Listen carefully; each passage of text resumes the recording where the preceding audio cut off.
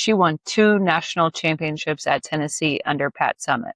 Now, Alberta Bird Auguste is here to tell her story. Let's chalk it up.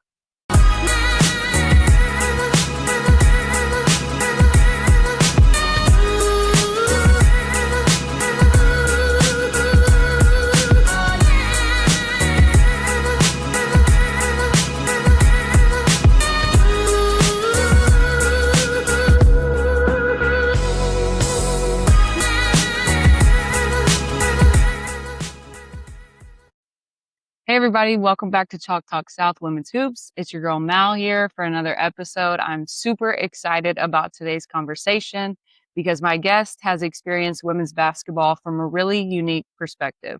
She played at Tennessee under the legendary Pat Summitt, competed alongside some of the biggest names in the game, and today she continues to serve her community here in Nashville as a community coordinator with the Metro Nashville Police Department's North Precinct. I'm excited to hear her stories from her playing days, what she learned from Coach Summitt, and how she sees the game today. Please welcome to the pod, Alberta Bird. Help me. Auguste. Auguste, girl. Yeah, Wait a yeah. second. So that's a long story. So when I played for UT, I never corrected them. I let them say Auguste, and I just let it ride. Now that I'm older, I'm like, well, I want to be called the right last name. We need to say it correctly. I was listening to or actually watching the 2008 championship game, and I mean Auguste. So that is wild to me. Wow. I just let it ride. I meant to ask you before we came on, but I'll just let you do it. So I'm glad I did because I would have murdered it. Yeah, my dad was like, when you going to correct them? I was like, I don't know. Oh, my gosh. That is too funny. Auguste, wow. Auguste, amazing. Yes, ma'am. Amazing. Okay, Yes. Very cool. So, Bird, we're going to go ahead and get started here with our first segment that we call Jump Ball, fitting for the start of a podcast because it's like the start of a game. Yes. So, it's pretty simple, rapid fire questions. So, are you ready? I'm ready. Okay. All right. The first one is best trash talker you ever played with or against? Against? Oh, I would say play with. That would be Alexis Hornbuckle, my teammate. Shout out to Lex. Yeah. She was a big trash talker. And Shannon Bobbitt, who's also my teammate. It was embedded in her. She's from New York, so she's the biggest trash talker. Yeah. But she backed it up, though. She backed it up. Shannon Bobbitt, absolutely. Yeah. She was the real deal for sure. But played against, I'm not, a name doesn't really pop off my head. Well, Matee Ashevine from Rutgers. She was a trash talker, also backed it up. And outside of that, I don't remember anyone. Sorry. Were you a trash talker? I was most so, I wouldn't say, it depends. If I got scored on and then I needed to come back and make a statement, then I probably would talk trash. Or if they left me wide open thinking I couldn't shoot the ball, then I talk trash after that. Very, as you should. All right. The next one is favorite current women's basketball player. I like Asia Wilson, and Olivia Miles has really opened my eyes to her game. I'm always reposting her on my social media, and I'm a big fan of Juju Watkins. I can't wait to see her play this year, coming from her injury. But I would say those three for sure. Okay, very cool. Yeah, Olivia Miles has really, wow. I mean, yes. I don't know if she'll get MVP, but she's worthy, I believe, of being in the conversation. At least. Most definitely. As a rookie at that. Yeah. Yeah, exactly. All right. This is not basketball related. Favorite thing about Nashville? Favorite thing about Nashville? Pretty laid back now. I don't really do much. It used to be when I first moved here. I love going to day parties. Yeah, but now I don't really go out. So I would say maybe working out, the run clubs that's going on in Nashville now. So I would say more so those type of things. That's cool. And how long have you been here? Since 2016. Okay. So quite a while. Quite a while now. 10 years, yes. Very cool. All right. Let's see. Back to basketball. Uh, one word you would use to describe Pat Summitt. Ooh, uh, resilient. Mhm. Yeah, I like that. Resilient for sure. I like that. What current player reminds you of yourself? Current player reminds me of myself. I don't really have.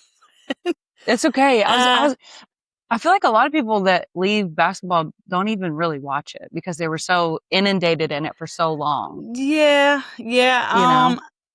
I would say I don't think our game is similar, but I love the way she plays, just her swag on the court.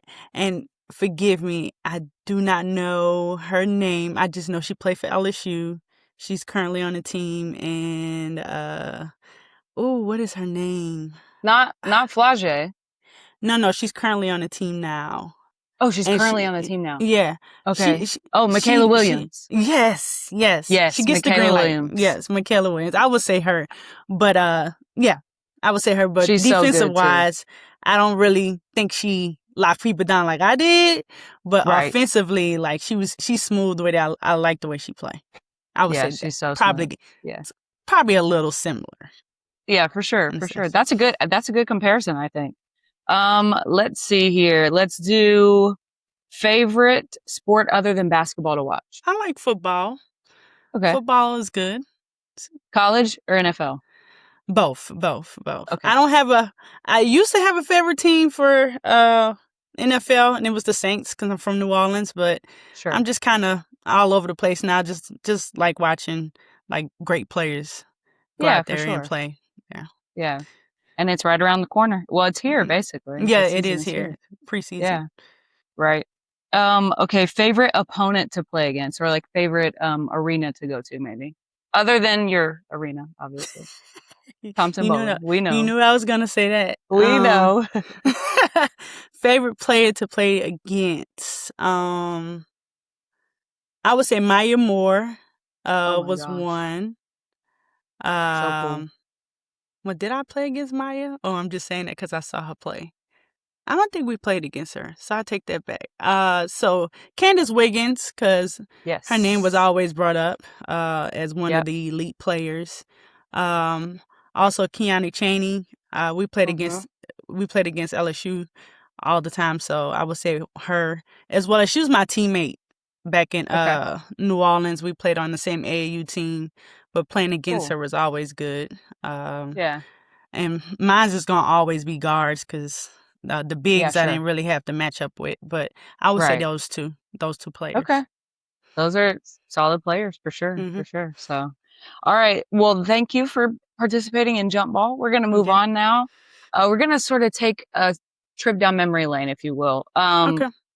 Let's start at the beginning. Who is Bird? How did you get involved in basketball? Who put the ball in your hand? All those questions. Well, just to give a backstory, I'm the youngest of six. I was Wow. born and raised in a small town called Marrero, Louisiana. It's on the outskirts of New Orleans. Growing up in a big family naturally made me competitive. I Hmm. always wanted to, prove myself and find my own way, being the youngest.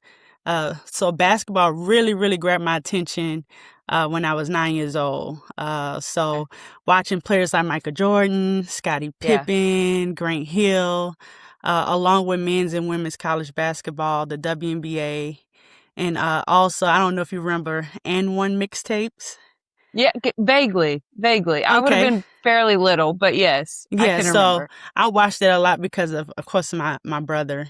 He watched a lot of Okay. N1 mixtapes, so Yeah. those had an influence on the way I fell in love with basketball. Also, my brother who played, he didn't play professionally or went to college, but just more so just watching him play with his friends and Yeah. friends that grew up in the neighborhood with us, and also I wanted to be like Mike. That was For one of the sure. things. I want to be like Yeah. Mike. So, Oh yeah. just, growing up watching Michael Jordan and, his fundamentals and just the way he played and his attitude towards the game. Yeah. It just, they had a huge influence. Also, just growing up in my neighborhood, playing with the guys, talking Right. trash, and also just being the only girl playing with the guys in my neighborhood. Yeah. They respected me a whole lot, just even being Yeah. out there with them. That's where, I learned how to block shots. Also, I learned how to dunk. Unfortunately, Really? it wasn't on a 10-foot goal. Of course, we put it to the lowest Right. level, but just learning how to catch things off the rim and putting it back Yeah. in, or somebody throwing me an alley-oop. Just having fun growing up with the guys, learning how to do certain things that no shade towards us, but we probably wouldn't know how to do as Right. females unless we seen Exactly. the versatility from a guy doing it. So I kind of Yeah. mimic those things growing up. So, and just the mental toughness and aspect of, being physical, playing throw up football. Throw up football is basically, I don't know if you know what throw up football is. No? You're in a group with a bunch of people who want to play, and you take Okay. the first person take the football, throw it in the air like a jump ball, and the Okay. person who catch it has to try to score against everybody that's playing. So if it's Oh my 10 Lord. people and you throw the ball up and you catch it, you have to try to score without getting tackled. Oh my So goodness. that was rough, playing with boys who, are kind of strong at a young age. Right. And so in the beginning, they were kind of, didn't want to tackle me hard until Yeah. they was like, oh, nah, she's good. So they kind of got aggressive. They show no mercy. Yeah. But, just, being in the neighborhood, just battling with the fellas, built my toughness, confidence, and competitive spirit. So, just, basketball alone gave me a place to channel my grit, my drive. And it just wasn't about the game. It was where I learned, that I could compete with anyone and hold my Yeah. own and never back down. That's amazing. Thank you for sharing that. That's Yeah. cool background story, and yeah, I can only imagine throw up football. Wow. Yeah, that That was a would have to thing. be That was a thing in my cutthroat. neighborhood. Throw up football. Yes. That is so wild to me. But yes, it would build your mental toughness immediately. It would have Yeah. to. And that's why I learned So, how to, spin move, like yes. jab, juke and jab. Like, you Right. learn a lot playing football too. So I Oh wouldn't yeah, sleep for on that sure. sport. Right, right. Okay, so you went from Louisiana to junior college at Central Florida, where you hmm became a JUCO All-American and averaged over 23 points a game. What was that chapter of your life like? And when did you start believing basketball could take you somewhere bigger? Um, well, leaving Marrero, Louisiana, and going to junior college in Central Florida, that was a major transition for me. I was Yeah, stepping away from everything familiar and entertaining, and that whole environment where I had to prove myself all over again. That chapter required discipline, sacrifice, mm, and a level of maturity while I was still developing as a young right. lady myself. So once I got on the court, though, I knew I belonged, of course, Hmm. and it goes back to my childhood, just the confidence that was Yeah, instilled in me. I brought the toughness, the competitive spirit that I had developed from my neighborhood. Which I want to give my neighborhood a shout out, Arlene's Village. It still exists. Uh, do it. so, becoming a JUCO All-American, of course, like you said, averaging 23 points or more a game, show Yeah, me that I was, uh, just, I wasn't just a talented neighborhood player or, just that's right. a person in general. So, I could compete at the high level and make an impact. So, that was when basketball began to feel bigger than the game I loved. It became an Hmm. opportunity. Right. So for me, it was like the education, the possibility of having a career outside of basketball. So the education, a better future, experiences that I never experienced beyond like living in Louisiana. And then with every game and accomplishment, I started believing that if I stay focused and continue watching and working on my craft, basketball could take me major places, places that I Ma never imagined. Major places it took you, friend, Yes. because you went from there to going to Tennessee. I just would like for you to talk to us about like what was that process like going from JUCO to Tennessee? How did it even come about that Pat Summitt was Ooh. coming for you? Okay. Ooh, that's a great question. So Hmm. I was getting recruited, but Tennessee, of course, wasn't one of the teams that Right. tried to recruit me. I remember Baylor when Kim Mulkey was there. She Yeah. recruited me heavily, and she's from Okay. Louisiana, so the connection was already there. When Yep. we would have our phone calls, we would talk about back home, and she would always say, how great would it be if you come to Baylor and trying to win a national championship? So I was sold. I was actually Yeah. sold going to Baylor and didn't think nothing of it. And then I started getting phone calls from University of Florida because I was literally 30 minutes from that Right. school. And then I got that call that, Tennessee was interested. I was actually shocked. Yeah. Didn't believe it because if you knew back then, Tennessee was always 5-star players or players who played Yeah. in McDonald's All-American. But Right. something changed in that program. And what happened was they was losing 2 seniors, and then 3 players transferred. Okay. So they needed players right away. They needed players who could come in and be ready to play, be Hmm. able to adjust, and just make that huge transition and come in there and be competitive. So Nikki Caldwell, which is now Nikki Fergus, if I'm saying Hmm. her last name right, she was one of the Yep. assistant coaches that recruited me. She told me she was flying into Florida to watch one of my games, and then after the game, she would speak to me. So right before tip off, uh, uh, talking in the huddle with my team, and then I hear my teammates like chattering while my coach was Hmm. talking before tip off, and I'm like, "That's rude. What are y'all doing? Like, pay attention, you Right. know." And then after the huddle, as we're walking to go do jump ball, my teammate was like, "I have something to tell you. Pat Summitt is here." And I was like, Oh "What?" my God. And she said, "Yeah." So I'm walking to the center of the court, and she's sitting right there Oh with an gosh. orange blazer, which is a dead giveaway. Crazy. Yes. There's Right. really Right. nobody in the stands anyway, so it's Yeah. obvious. So Yeah. when I saw her, my heart immediately just dropped. Yeah. I was nervous, and I was like, the first thing I told myself was, don't do too much. Just Right. be yourself, go out there and play. So after the game, let me backtrack. During the game, the team we played, we usually beat them by 20 plus. Hmm. But the GOAT is in the building. Everybody Yeah. had their A game. So we ended up beating that team by 6 points. It was a close game. Then after the game, of course we talked in the locker room, and then Pat was in the hallway, wanted to talk to me. I was nervous. Oh, I'm sure. And I don't know if you heard of Bridget Gordon, who also played for Uh, Tennessee. Bridget Okay. Gordon. She was a assistant coach at Stetson. She also Okay. was in the building trying to recruit players as well. And Gotcha. I remember talking to Pat, and she stood by, and she waited to talk to me as well. Hmm. And one of the things she told me was, "Listen, I'm a coach for Stetson, but I play for University of Tennessee. I play for Pat Summitt. I won championships.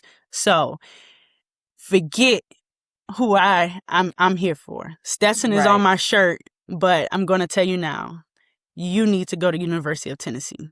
That needs to Wow. be your decision." Um, so she was like, "I need you to think hard and think long, but make it quick. Tennessee needs you. That needs to be the school that you need to go to. But Pat is here for you, and that says a lot." So That's so just cool, man. just having a former player, say Yeah. that to me, and it just opened my eyes. Okay, well maybe I do need to look and consider that. So I went on a visit, and when I say going on a visit to watch them play, it sold me right away. I never Yeah. seen um a fan base that strong and heavy for women's basketball. Oh yeah. Thompson Bowling Arena, they had orange seats at the time before they transitioned to the black seats. And it just wowed me because at my junior college, we probably had 20 people in the stands. Right. Sure. Yeah.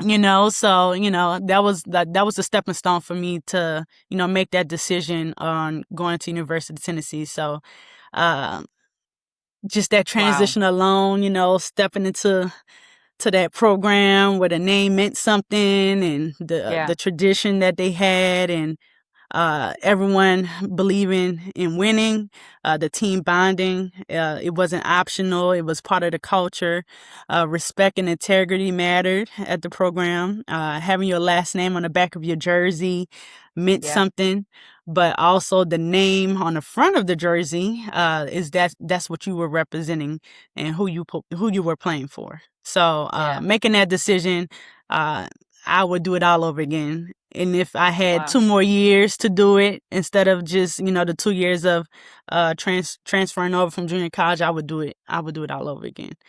Right. Man, that is such a cool thing. Like, I don't know, just me as a regular person that, was never recruited for anything. I'm just like, wow, that is amazing. Thank you. But, Appreciate that. yeah, I mean, I can't imagine walking into a game and seeing Pat Summitt there to watch me. Oh, That would yeah, yeah, forget it. I'd just yeah. probably pass out on the floor. N- Thankfully, so like I didn't do the most. I didn't do extra. Like I just let Right. my game speak for itself. Right. So she was impressed. She enjoyed it. She liked it, and that's That's hey, that. I played for Pat. That's it. Yeah. So, talking a little bit about that, you go from being a JUCO All-American, scoring 23 points per game, to a different role, maybe, at Tennessee. I would like for you to talk to us about that transition. Ooh. Um. Of course, when Tennessee recruited me, before I made the decision, I did do a little bit of a research to Hmm. see if I was going to even fit into the program. Right. And what I did was I went online, checked out the roster. I knew 3 players transferred. 2 of them were guards. They lost a strong guard. Um, and then after that is where I was like, okay, do they need me to come in to score? Right. Would I get playing time? Would they want me to be a point guard, a 2 guard, 3 guard? All those things played a factor in my decision. So, well, all that sounded good, and until I got there. Right.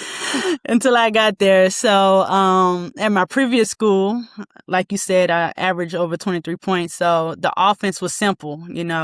It was everybody clear out, give Bird the Right. ball, and Right. let her do her thing. And then at Tennessee, it was completely different. It Yeah. wasn't give me the ball and clear out. It was more so let's run our sets, Yeah. let's feed the post, bring the ball inside, and that was new for me. That was Hmm. new for me. So, being able to have or play alongside players like Candace Parker and Nikki Anasicki, Hmm. I didn't have that, So, but having them on a team, they were players who would consistently get buckets down low Yeah. all day. So it kind of didn't put all the stress on me as a player. Right. And that's the one thing that I loved about it. So adjusting to Hmm. that structure offense, running plays, and not having the complete freedom with the ball. It was foreign to me, of course, but Yeah. I had to find my place. I had to find my place all over again within the Tennessee system. And then Yeah. if I didn't adjust or learn quickly, then Yeah. I would be sitting at the end of the bench, Right. being giving water to my teammates, cheering for them. Yeah.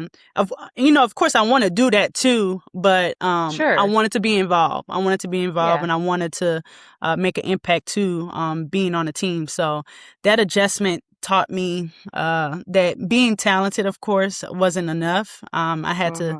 become disciplined, learn the system, trust my teammates, and just understand how to contribute even when the offense wasn't sitting around me. Yeah. Yeah. That's good. And people need to hear that because I mean, especially players today that are like, Yeah, jumping in and out everybody of the want to portal. score. Everybody Yeah, wants that to be too. an Everybody offensive wants play. Yeah. it, Yeah. it's just not always going to be that. And so I think people need to understand that you have to find your role and play your role, whatever that looks like for whatever team you're on. Absolutely. Absolutely. And so that's a big thing. But I was curious what it was like for you. Let's talk about the two back-to-back national championships in Yes. Yes. 2007 Yes. and 2008.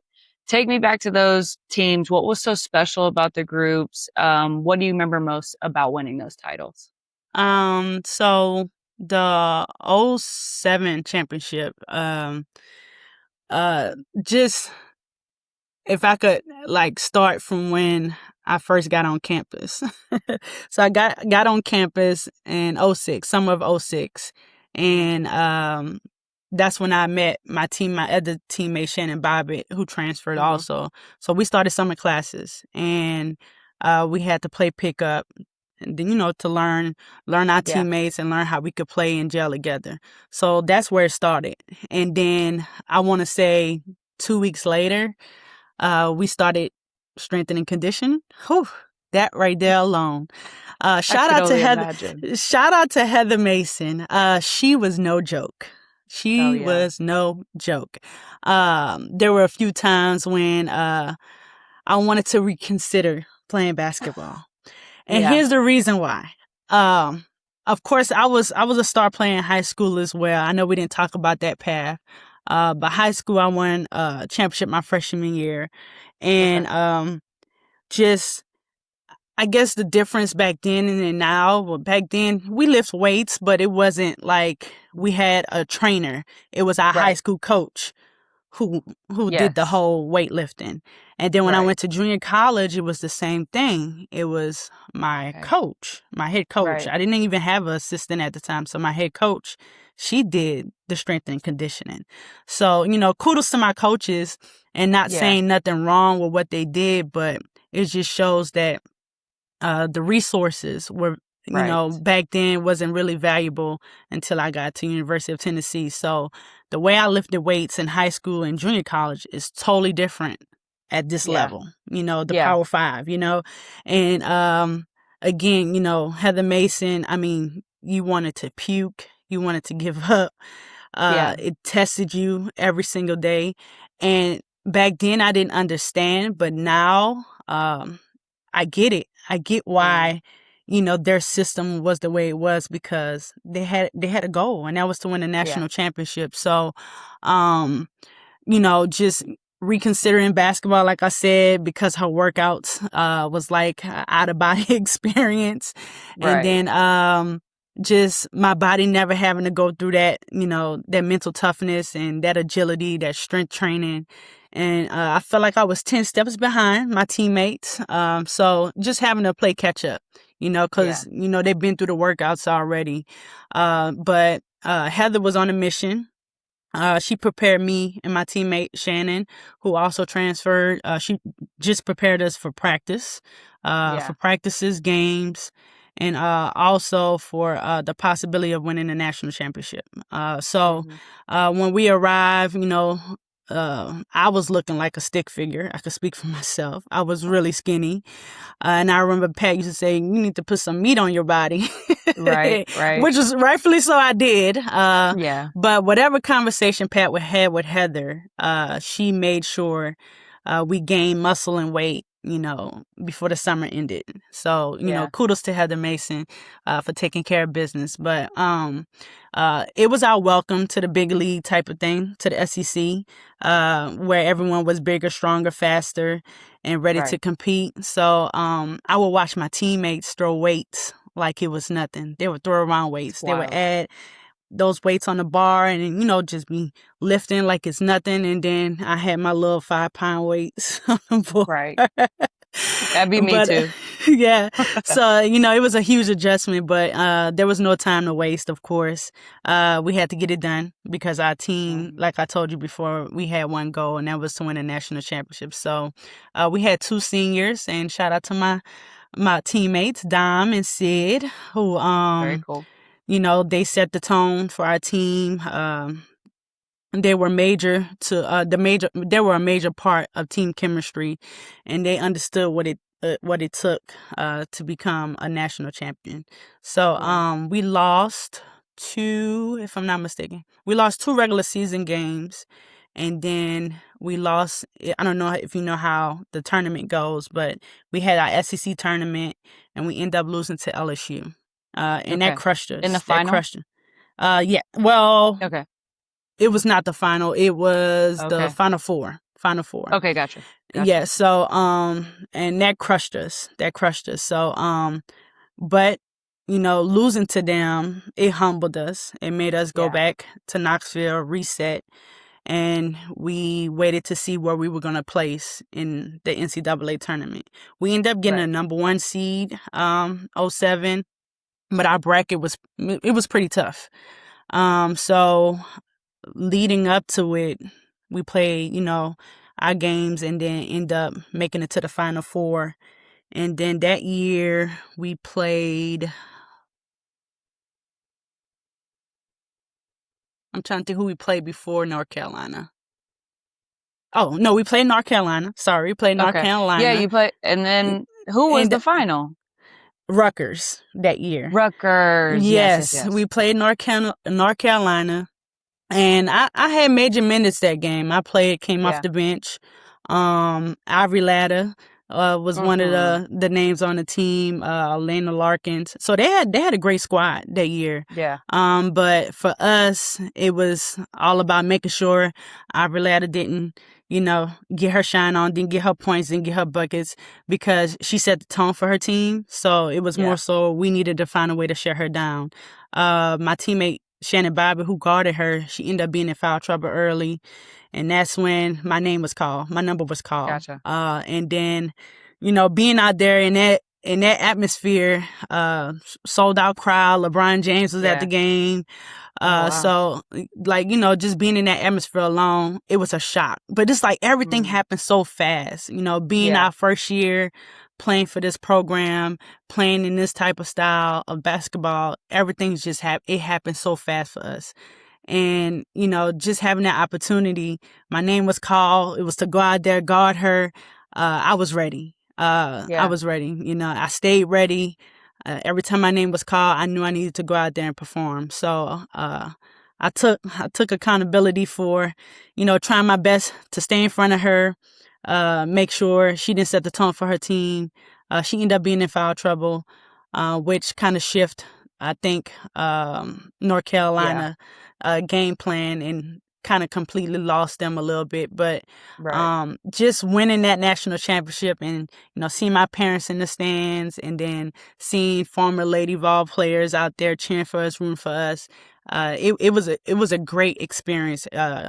Great experience. And, winning that year, of course, we thought we arrived. Right. Sorry, let me backtrack. We played Rutgers after we beat North Carolina, and I remember one of the quotes or message for that game was, are you guys going to leave your mark? And Mm. basically, what that meant was, um, how do you want to be remembered?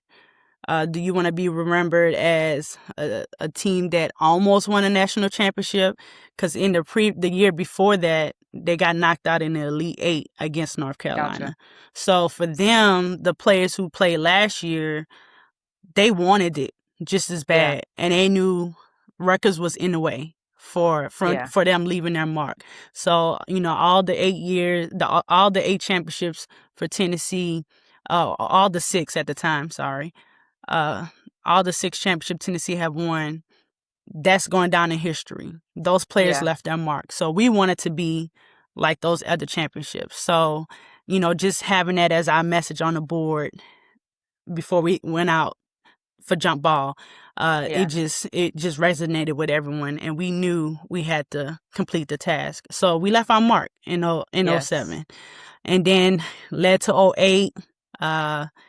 Of course, you got confidence because you just won a national championship. And then we had Right. 4 freshmen coming in that year: Angie Bjorklund, Vicky Ball, Kelly Kane, and Sydney Smallbone. Shout out to my teammates. I'm always going Mm-hmm. to give them shout outs. Sorry.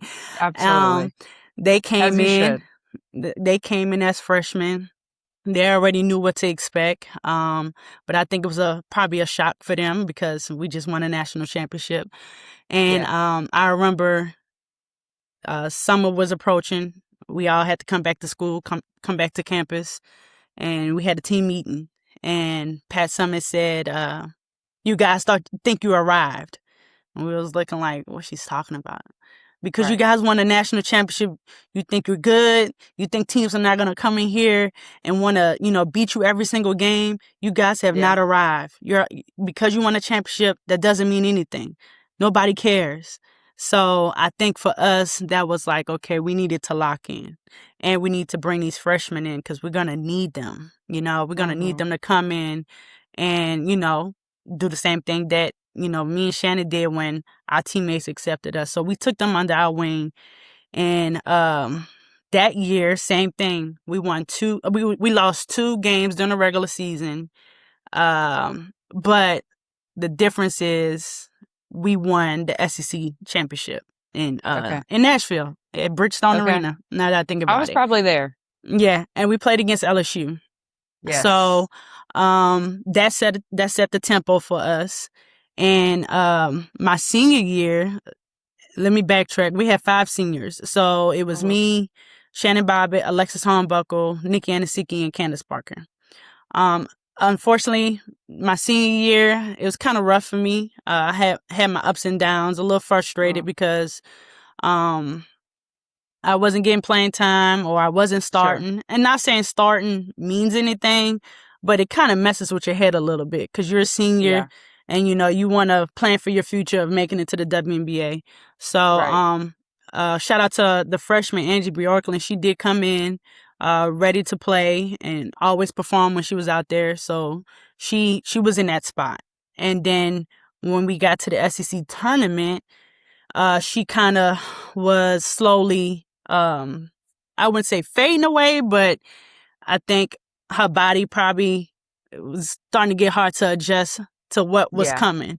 Playing in SEC, everybody's going to bring their air game. Everybody want to make it to the NCAA tournament. So, Yeah. when you play them in regular season, the way they played then is totally different of how they playing in the Right. SEC tournament. So, I had my teammates who spoke up and told Pat she thought it was best for her to put me back in the starting 5. Yeah. And then shout out to Nikki Anderson and Candace Parker for doing that. But doing that, it just showed that, my teammates trust me and they needed me. Yeah. So that gave me a boost and we went to the NCAA tournament and the rest was history. It was like, y'all in our way. We want to win Yeah. back-to-back national championships. So I remember Stanford beating UConn and Mm-hmm. watching ESPN. Honestly, that's all we did. We watched ESPN just to see what the commentators were saying. Of And I course. remember they never picked us to win a national Wow. championship. It was always Stanford, Candace Wiggins, Stanford, Candace Wiggins. First it was UConn. That's when Maya Moore was on the team. Yeah. But it was like, UConn is going to win this game. But Candace Wiggins performed that game. She, I think, had 40-something points against UConn, if Yeah. I'm not mistaken, in the Final Four. And then I remember we had to play them. And I stepped up to the plate and I was just like, we cannot lose to them. Yeah. And we cannot lose in general, period. But we cannot Right. lose to them because they have Candace Wiggins on this pedestal like she's going to walk all Yeah. over us. So during shoot around, I remember telling Coach that I was like, hey, Coach, I'm going to guard Candace Wiggins. And if she score over 10 points, you could bench me for the rest of the game. I don't know why I said that. Right. That's crazy. But I But said wow, it. the confidence. I was confident because that's I how love bad it. I wanted to prove myself to say that, she's good and I respect her Right. game, but Right. she's in a way. Like, we got to shut her Yeah. down to win this championship. So, I guarded her. If you ever go back and watch that game, most of the time I was picking her up at full court. Yeah. I was face Yes, guarding I her. noticed that. Yeah, I was face guarding her. I didn't talk trash. And she was kind of quiet, but I used to see her talk trash to other people. But for Uh-huh. some reason, it was like guarding Steph Curry. And I'm not comparing Yeah. her to Steph, but it was like she was just running all over the Yeah. place, just constantly Right. moving without the ball. And I knew if I turned my head one good time, I was gonna lose her. Which, Yeah. she had some possessions where she did score. But when Yeah, she sure. did, I had to tap back in and be like, you know what? Forget it. Just face guard her. Stay on her. Follow her Right. to the bench if she goes to the bench. That type of thing, Right. that type of mentality. So, yeah, having that challenge and accepting that, I could do this, and, help our team win a national championship. So I stood up and took that initiative to make sure, Yeah. I handled business, and we won. We won a national championship. I ended up getting drafted with the other 4 seniors, to New York Liberty. So, just that transition from college to the WNBA, that's a whole nother story within itself. Yes, But yeah, yes. And that I I am going to ask you about the W, but I mhm. also wanted to say I watched like the first half. I had to think back to like this long ago that there was halves before we had Oh quarters. yes, yes, And I was like, this is crazy. They've been playing forever and they haven't really had a break. yeah, But I was like, yeah. duh, we played halves a long time ago. Not a long Mm. time ago, but a couple I years know, ago. what you're trying to say. I know Okay, I'm a not couple that years old. ago. You're not at all. So, but y'all really had them on lock from the beginning. Like Yes, the defense, the defense press, was crazy, it crazy, was wild. crazy. They And had like I, like I 10 actually go back and turnovers in watch 10 some. minutes. I actually go back and watch it from time to time, just to just get a joy and kick out of just like, Yes. man, that was us, and we were moving fast. It wasn't like a slow paced Yes. game. Like everybody played defense. Every single Yeah. person that was out there played defense. So yeah, it was fun to Yeah. watch all over Yeah. again. Y'all really did that for sure. Yeah. That was awesome. Um, I, you've touched on it a lot, but I would like for you to tell us what it's like being coached by Pat Summitt. It was the most challenging but rewarding experience, of course, playing for her. She demanded excellence in everything we did, not only during games but in practice. And I say practice a lot, and of course the off season, because that was the key factor of, can you handle playing for her? Right. What you did in the off season. So also in the classroom, she always harped on making sure you had your tutoring sessions, you made it to Yeah. class. She wanted you to sit in front of the classroom. They used to do classroom checks. They better not catch you in That's the so back. wild. Yeah, they better not catch you in the back of the classroom. If they did, oh, you would be doing conditioning. You would get in trouble for it. So, and the reason why she wanted us in the front of the class so we could be engaged. Being in the Hmm. back, you're not paying attention. Yeah. Everything is, has your attention. You're distracted by, people moving around, people on their phones, whatever the case may be. But she wanted you to have that relationship with your professor because, of course, traveling and playing away games, you know, your professor not going to know who you are. They're not going to know Right. you're a student athlete. So, just, again, building that relationship with your professor and letting them know who you are and how serious you're taking your education. Yeah. And also, like playing for her, she had that famous stare that everybody talks about. Yes. I'm intimidated to this day. Yeah. And you immediately knew, like, you need to get yourself together when she gave you Right. that stare. But Coach Summitt, she saw something in me. And she refused. She refused, when I say refuse, to let me, fall into not being a great person and a great athlete. Yeah. So she held everyone accountable. I could say that, and I mean that. She Yeah. don't care if you was a manager. She didn't care if you was the janitor. Yeah. She didn't care if you was the media person. She held everyone Yeah. accountable. And so, like I told you before, I uh started playing basketball when I was young, and the ball was always in my hand, and you know, I was the first player to like be the, I guess, the, I ain't gonna say first player, but I was a leader of my teams when I played Yeah. at the schools. And then, transferring here, of course it was, a different step. But Yeah. for Pat, it was just, um, like I said, like wearing the jersey. Well, Yeah. she taught us. I would say she taught Right. us that wearing a jersey, it was just bigger than any individual player. Yeah. The name on the back represented your family. Um, the name across the front of your jersey represented the program, your teammates, and everyone who played before us. So playing for her taught me discipline, Yeah. sacrifice, mental toughness, and how to perform under pressure. So Yeah. playing for Coach Summitt, it just didn't develop great basketball players or basketball players in general. She developed strong women.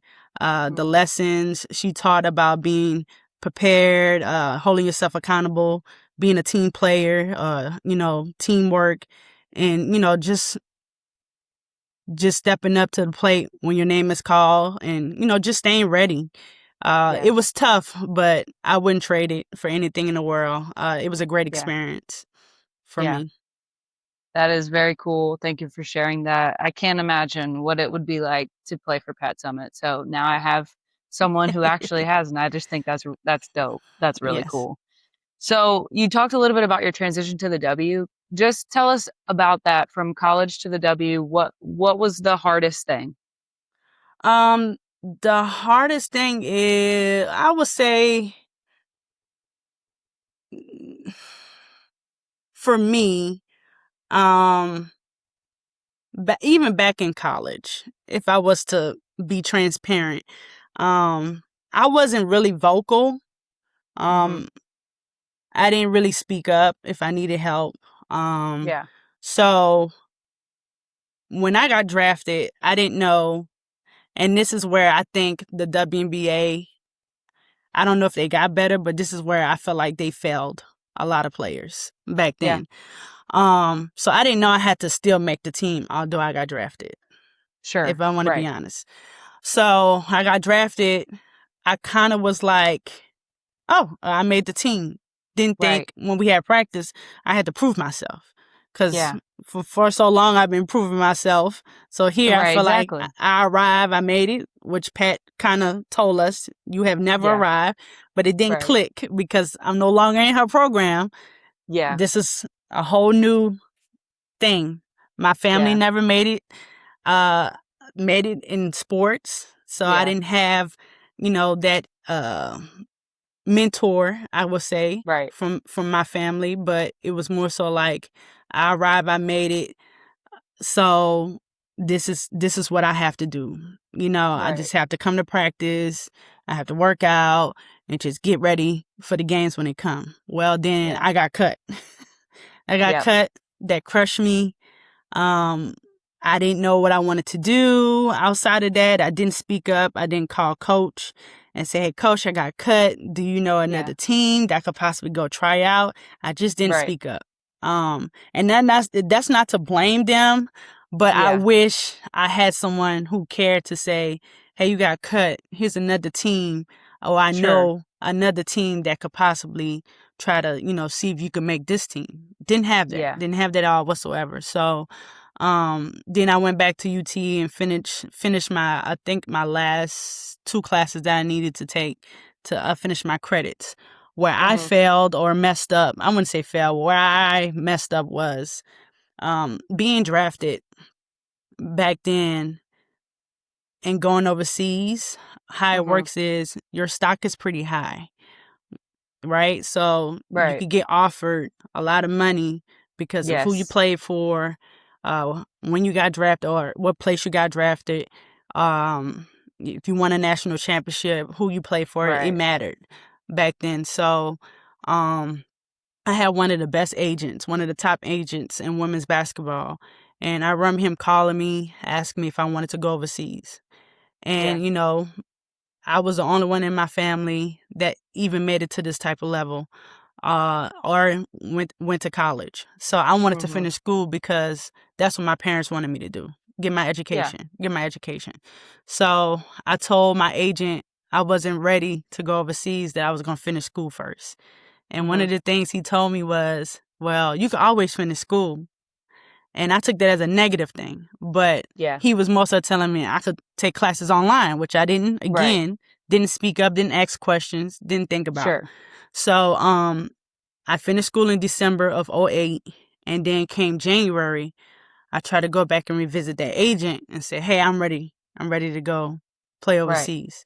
And he was like, well, I'm just going to be honest. Although you're ready, I don't think you are, because you just finished playing basketball in April. It is now January. What have you Right. been doing? Yeah. Are you still in the same shape you were back in April? So I didn't think of that. And Of I didn't have a course. trainer that I was working out with, because I went back home to New Orleans. So Yeah. I had to find a new agent and find my way. I had to find my way on, if I wanted to still play again, find another agent. And I did. And the money that I would have been making in '08 was not the money I was making in Yeah. '09. Yeah. So I was trying to work my way back up to getting that type of status, but it just didn't work out for me. I played Yeah. for different teams overseas. I played in Portugal, Iceland, and Finland, and it was all short lived and didn't last Yeah. long. And then it was that life after basketball, trying to figure out what I wanted to do and who I wanted to be. So um, that was my career path when it came to the WNBA and playing overseas. Sure, yeah. The W is it's so cutthroat too because there's only so many spots. I mean, Yeah. and there's so many good players. There's so much talent, but I think that we don't I have don't enough even know how teams. many teams, sorry to cut you off. I No, don't you're even know fine. how many teams they had back then, but yeah, you're right. They were cutthroat. It was Yeah, like, and I remember like packing all my stuff up at UT, giving away shoes, giving away this, right. giving away that, cuz I was like, although my contract was not a lot of money, it was like 30 Right, sure, something sure, sure. thousand. I was Yeah, just like, I made it, I made it to the yeah, W, yeah, something I always dreamed of. So, yeah, um but yeah, you're right. They were cutthroat. So the yeah, person who told me, like, I think she was the GM. She was like, "Unfortunately, I'm sorry, I have to let you go." And it was like, okay, so what do I do next? right. Like, Yeah, do I take my stuff now and leave? yeah, Like, how does this right. go? So they told me I could leave the next day, but it was just It's crazy. And that, I like mean, that kind of stuff still happens today. I I mean, know it. I know some of it now does. Yeah. there are other opportunities now where the player development Mm-hmm. contract and stuff Yes. like that. So I feel like they've gotten better at, giving players more opportunity to find other places to go. But yeah, there's just not enough spots for the amount of talent that's out there, which Mm, sucks. But hopefully, it's continuing to get a little bit better. yes. Yes. So, well, you talked a little bit about your life after basketball and you are now in Nashville as a police officer, a sergeant. Mm-hmm. Could tell me about how'd you even get there to that? So when my basketball career ended, I knew I still wanted to be part of something that required discipline, teamwork, accountability, and service. So, my sister, I've seen her in uniform. Hmm. She was a correctional officer, and then my brother, who was in the military, I seen him in uniform. Yeah, So just the teamwork aspect or team player aspect has always been a picture for me. And yeah, then I've tried several police departments, but never could get past the test or whatever. So sure, for me, it was a challenge, but I also wanted to keep going or keep trying until I got my yes. So just law enforcement in general, it gave me an opportunity to carry the lessons basketball taught me in a new yeah, chapter. Coming to Nashville was a huge step. I was living in Knoxville at the time, and my teammate Dominique Redding, who I played with in '07, she was living here in Nashville. She was coaching. And I remember Nice. she said, come to Nashville, come move down here. And I was like, nah, I don't know. And she was like, I know you want to be a police officer. Have you tried this police department? And I remember applying, waiting on them to tell me that, I could come on the department. Right. I just, took a tour in Nashville and I was like, I give it a try. And Yeah. that's how I ended up in Nashville in 2016. And I started department in 2018 and their training was, it was tough. It was tough. But being prepared was always something that I was Oh doing. yeah. I used to run, do push-ups, work Yeah. out. And then, the training from back when I played for UT. So the mental aspect I was ready for because Yeah. I got Of it at course. UT. So Yeah. it was nothing. Like I adjusted real quick. It didn't take me long. Once I knew what they wanted and what was required, it was a piece of cake for me, Okay. So if anything, I became a leader to the other women who was in my training academy class. Just, Absolutely. motivating them, pushing them, taking them under my wing, telling them they're not going to fail any PT. Like I got Yeah. their back. So, just, wanting to be a police officer in this day and time, or just that day and time too. Yeah. I know my family was nervous. They was like, "You Yeah, sure sure. that is something Yeah. you want to do? Do you know the sacrifices?" My mom said, "Do you want to send me to my grave?" Oh no. Yeah, they tried to talk me out of it. They was like, they don't I think that's can a good believe it. idea, but I'm happy I'm still here. Look where I'm at now. Yes. My training always kick in when I'm faced with adversity. Yeah. I've been through some crazy calls. I can only imagine. I've seen incidents where I possibly should have just let the job go, but Sure. I'm passionate about it and I love what I do. I love the Yeah. kids. I love the community, the relationships that I'm building. And like I told you earlier, I was never a talker. But Yeah. now the person I was before and who I am now is totally different. So Yeah. that just shows the level of maturity this job has developed in me just over time. That's very And, cool. Well, yeah, I thank you personally for serving the Nashville community well. So appreciate that. it Appreciate means a that. lot. It means a lot for, of course, all of the officers, but I'm Yes. talking to you. So yes. Thank you. Okay. We're going to get to our talk or cap segment because I Okay. am holding you for so long and I am so sorry. It's fine. It's fine. It's Yeah, fine. okay. Okay. All right. So this is pretty simple. I just read you a statement. If you agree with it, you say chalk talk. If you disagree, you say cap because that's what the Okay. kids say. You know, I Yeah, don't know. yeah, yeah. I Whatever. know. That's Yeah. cap. Yeah, exactly. I'm a teacher, so yeah, I hear stuff like that all Okay, the time. okay. Yeah. All right. Okay, here's the first one. Defense is more satisfying than scoring. Chalk talk for sure. I You thought know. you would say that. Yeah. Yeah. Defense was my thing. Exactly. Exactly. The chemistry of a championship team matters more than talent. Chalk talk for sure. Yeah. I think a lot of these are going to be chalk talk, but it's fine. Um, this could be interesting. The transfer portal has made it harder to build the kind of team chemistry you had at Tennessee. Yes, chalk talk. Yeah. Yeah. Yeah, I'm not knocking and I try to show grace to Right. this new generation because if I look back when I played and how you ask me how was the transition from being a Yeah. star player or averaging so many points to going to UT where I probably scored average 5 points Right. a game. Right.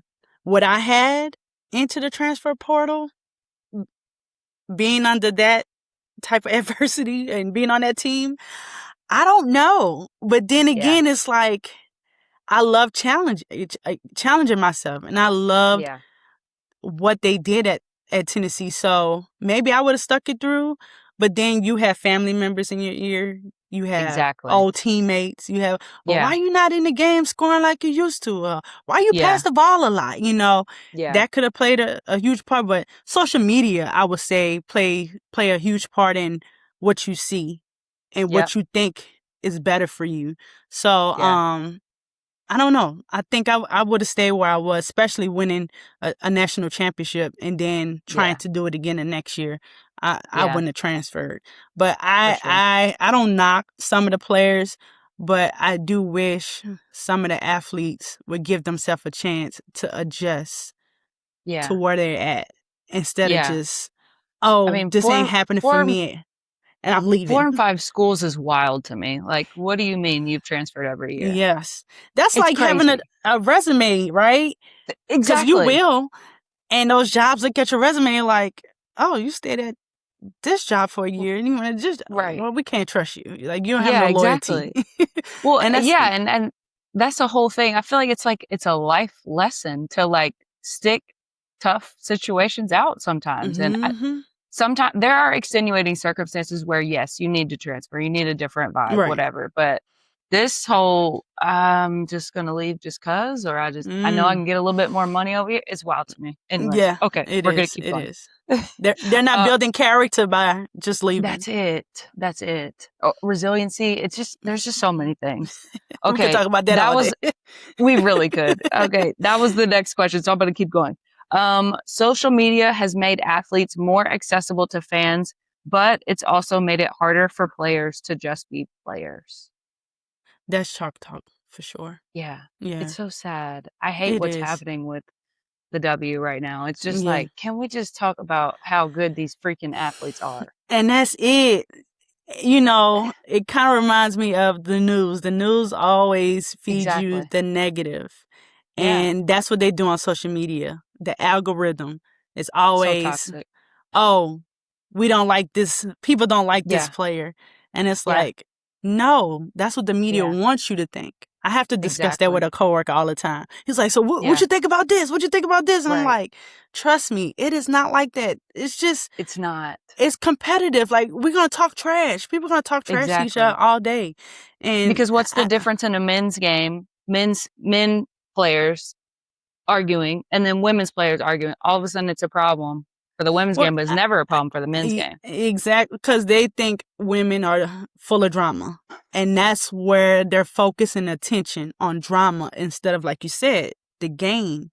And this Right. is what we worked hard for. We worked hard for people to come watch us play, to get the ratings, to get the money. And we Yeah. have it. And it's like they're bringing us back down 10 steps. Right. And it's like, Right. that's not what we want. We want the attention No. of, we're talented. Come bring your daughters, your kids, come watch us play. Exactly. Because we matter. We want to be valued, but it's sickening exhausting. to see. Yes. Yeah. Okay, let's keep going. The women's game, I'm interested in this one. The women's game is more talented today than when you played. Ooh, Cap. I like it. I like it. Cap. Yeah. And I'll put anybody up against I love it. my 017 and my 08 team against anybody. And I'm saying that with major confidence. They wouldn't stand a chance. Because who's going to guard Candace? You're right. Candace? And I'm up to guarding the best player. Right. Best wing player. Let me just say that. Best guard. Right. Best guard. Let's clarify. And who gonna guard Shannon Bobbitt? Like, come on. You're right. I could keep going. I agree. The talent has always been there. Oh, yeah. Different breed doesn't even touch it. You guys were, different. Just different. Built different. Okay. All right. Here we go. Today's players have more opportunities than your generation had, but they also face pressures your generation never experienced. Chalk talk. Yeah. I would say, back then we didn't have the NILs. Yeah. Oh, imagine if we did. I probably would not be a police officer. Yeah, I probably wouldn't even be a police officer. But because winning championships, you get more money or whatever the case may be. But I think, and I'm happy for the players now. They're able to have a voice. They're able to show who they are, make a name for themselves, and get deals and the money. Yeah. Help family members out, whatever the case may be. But the difference with, I think, the players now and us is talked about the adversity Yeah. and being able to handle pressure, being able to fight through adversity and the pressure and getting through the other side versus just giving up and quitting. Yeah. Um, and social media, we kind of had social media, like we had the MySpace and the Facebook, Right. Right. but we didn't really care about social media like that because we were in the Yeah. gym. We was grinding. Yes. Yeah, Yes. I think Nobody's really now, paying attention to it. yeah, I think now is people have their phones up showing that they're shooting in the gym, Right. showing that they're working out, showing TikTok videos. No Right. shade to them. I mean, that's their Mm, culture. That's what they're doing now. But we didn't yes. have that Yes. distraction and that Yeah. pressure. Everything was Yeah. in house. If the Yeah. pressure was coming, it was coming from the people around us. Exactly. Yeah. Exactly. Okay, let's see. We got one more, and we kind of talked about it, but it's fine. The biggest threat to the growth of women's basketball game isn't a lack of talent. It's the way fair weather fans and media talk about the game. Chalk talk. Yeah, we Yeah, talked about that. Yeah. we talked about it. But Yeah. yeah, I mean, these people that watch let me just clarify. One Indiana Fever basketball game and think they know everything about women's basketball is wild to me. Mm-hmm. I don't know.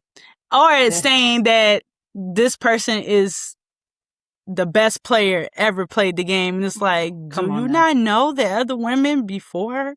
That's who You paved haven't the way. watched. That's who Yeah. paved the way. Oh Yeah. man. It's It's really unfortunate. so much talent. So much talent in Fans, women's so basketball. It's much. crazy. It is. I mean, we could It name is. drop for days. Your Right. podcast would Exactly. be 2 hours long if we talk Right. about how many players Exactly. that were good Exactly. at that. We all grew up watching. So, Yeah. man, Yeah. I'm just happy. I'm just happy women's basketball is Yeah. growing, and That's I it. just pray and hope it continues to go that way. Yeah. Yeah. For sure. Me too. Okay. One last question.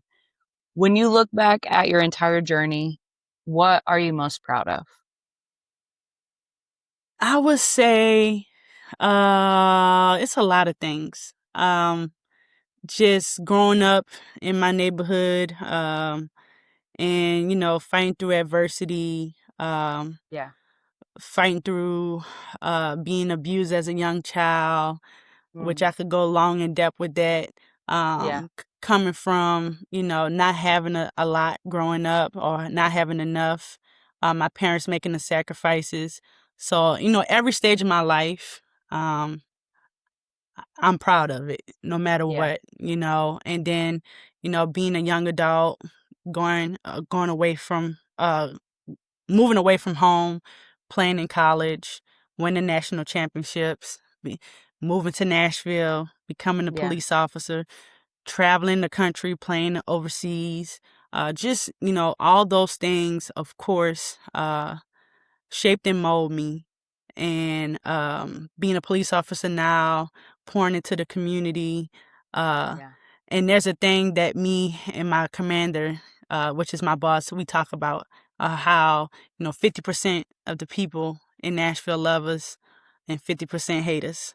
I'll take Yeah. the 50 all day of the people Yeah. who show their appreciation to me, my officers, and people who work in the department. So just like making it through the academy and now being a Yeah. sergeant, and being able to pour into my officers that what was poured into me when I was a basketball player. Also, you don't know this because I didn't share it with you, but I'll be able to share it now. I'm a wife. Uh, been Amazing. I've been married to my wife for 6 years. We've been together for 10 years, and Congrats. thank you. And I have a little boy. I Oh had my him. goodness. I had him January 7th of this year. Oh, cute. He is 7 months. His name is Oh my Zathan. goodness. So that is one of the most rewarding. I might get emotional. That is It's one of okay. the most rewarding parts of my life. Having two people that I love every single day, coming home to them, leaving work. I'm always thinking anything could happen because this Yeah. job could be taxing. This job is stressful. But even if I have a long day from work, I open that door, I get to see them, and they smile every Yeah. single time. Even Yes. my little boy, he's a joy. He Oh, smiles every time. He can't oh wait my for me to gosh. pick him up. But just So coming cute. home safely to a peaceful Yes. house is something I yearn for every single Yeah. day, and something I would never take for granted. So God has blessed me with my wife and my handsome son. Yeah. So just entering in this new phase of my life. I would say that is one of the most rewarding So parts of my sweet. life and something I am proud of and I don't take for granted. And I will Oh, never take wow. for granted. So, yeah. Yes. Wow. Thank you for sharing that with me. That feels very vulnerable. You just share that Yeah. with someone you've never met before. Yeah. But thank you. No problem. Listen, Bird, this was cooler than I could have ever expected. Like I said, you don't know me from Adam, so I really appreciate you taking the time to do No this. problem. No And problem. I I I feel really special enjoyed you it. even ask. I feel special Oh my you God. even ask. Listen, we've been searching high and low for you. So anyway, well, I won't keep you any longer. Thank you so much for your time, No and I hope you problem. have a great weekend. Thank you. You too. Have a great one. All right. Bye bye.